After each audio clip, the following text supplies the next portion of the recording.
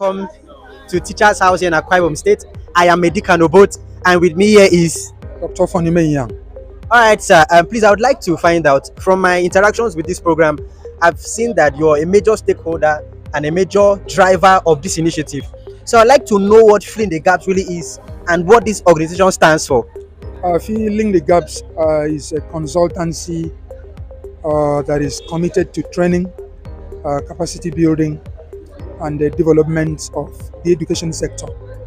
It has particular emphasis on providing opportunities for teachers to learn, to relearn, to get them to connect with the things that will empower them to be good and suitable teachers, especially teachers working in the 21st century.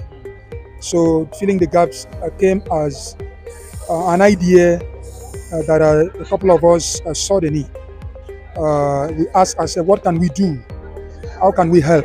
How can we give back to the education system? And so we saw that if we go back to teachers, if we see how we can develop teachers, it will contribute tremendously. It will improve the quality of teaching. It would get the school system, to become a bit better than it is right now. So that's clearly what we do in filling the gaps. From my personal interaction with Mr. Daniel, I got to find out that the amount of teachers that who have been trained or is supposed to be trained is a lot. I was here. I wasn't here last year for the last year's edition, but this year I've been on trips to Uyo, been on trips to Oron, and they have gone on trips to Eket and some other places. Now this number is enormous, and they are going around, different strategic locations to train in the 31 local governments of the state.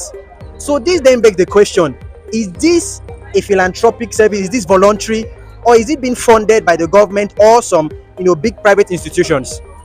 Clearly, everything that you see being done in filling the gaps, everything that concerns this training is done strictly and freely by filling the gaps. I want to tell you this, you can put me on record. We've not received any form of support from the government. We do not also have any major funder.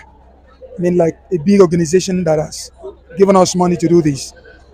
In fact, I can tell you that what you see is actually from the sacrifice of individuals.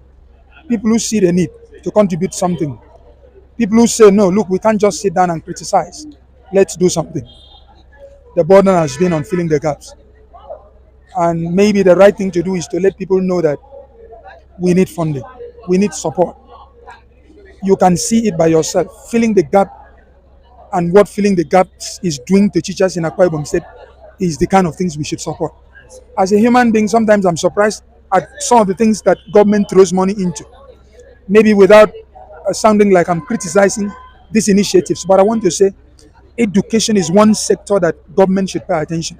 And if you have a body like filling the gaps doing these sort of things, I think it is important that both the government, the private sector, individuals should join hands together to see how these things can be funded so that at the end of the day, the educational sector in our state can witness massive improvements. All right, thank you very much, sir. My very last question before I let you go is: there's this popular saying that the state of a nation is reflective of the state of its education.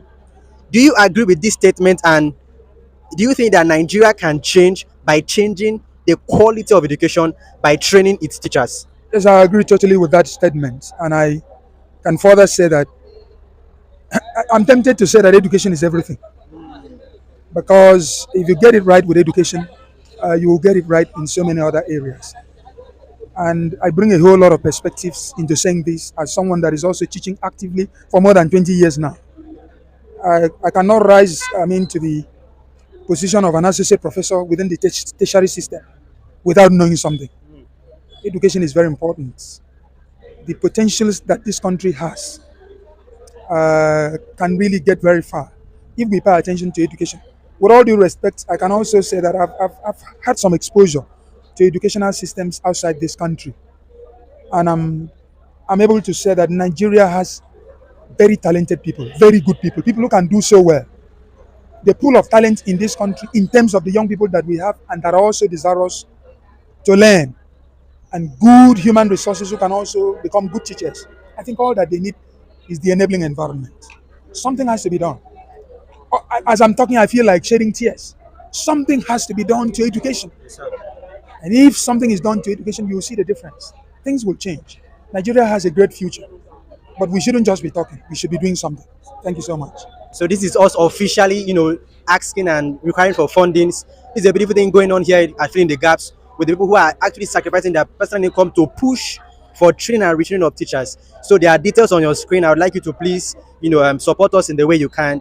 And for those who are out there also having this burden, you can also, do what you can in the place where you find yourself in order to grow the human capital in Nigeria. Thank you very much, Associate Prof. And to our viewers who are over there, to see you again. God bless.